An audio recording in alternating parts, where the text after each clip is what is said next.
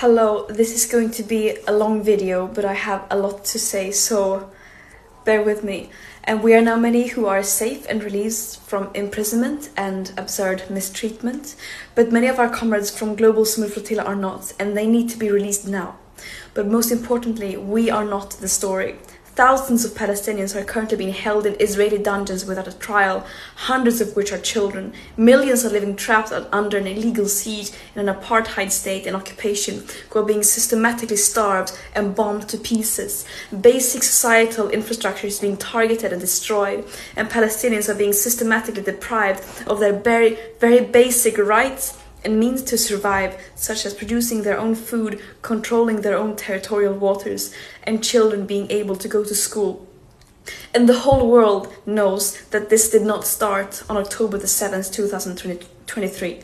And these Israeli war crimes have happened with impunity and with help and legitimizations from our governments, institutions, and media. And this is the story here that people should be focusing on. Do not let me and other volunteers on the flotilla be a distraction.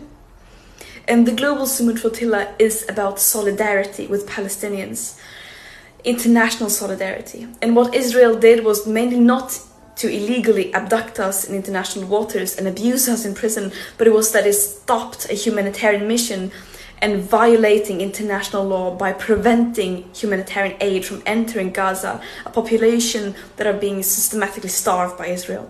And this is a blatant violation of international humanitarian and maritime law. And I also want to make it very clear that our imprisonment by Israel is a direct result of our governments.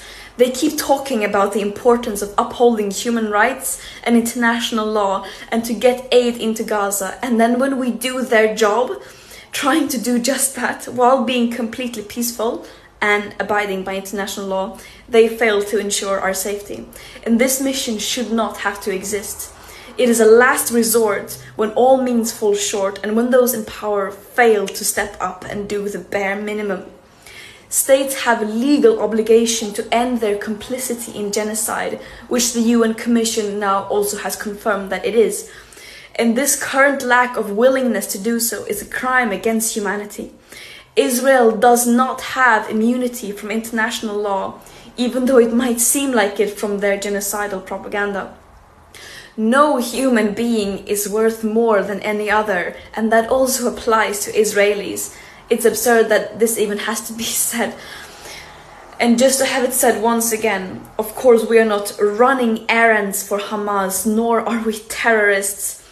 Israel think they can get away with only recycling their old arguments and smear campaigns to justify their atrocities without addressing the evidence of them committing a genocide. But the world sees through their desperate lies. Terrorism is defined as the calculated act of using violence to incite fear in a population for political control. Is that really what this peaceful humanitarian mission carrying food, medicine, baby formula in line with international law was doing? One can really ask who the real terrorist is here. And I stand by what I have said and stood for since I became an activist at the age of 13. I will continue to fight for a free world, a world free of all forms of oppression and racism, where we put human and planetary well-being over short-term economic profit and geopolitical control for a few. And that might sound naive, but I would any day choose being seen as naive over having double standards and not doing anything in the face of injustice. And I urge everyone to join the global uprising for justice, freedom and equality, and to apply real pressure on our governments and institutions to fulfill their legal obligations to ensure human rights for everyone. We have truth, morale, international law, justice, love, history, and solidarity of the world, as well as basic fucking common sense on our side. The war criminals have hate, lies, and weapons. Justice will prevail. Free Palestine.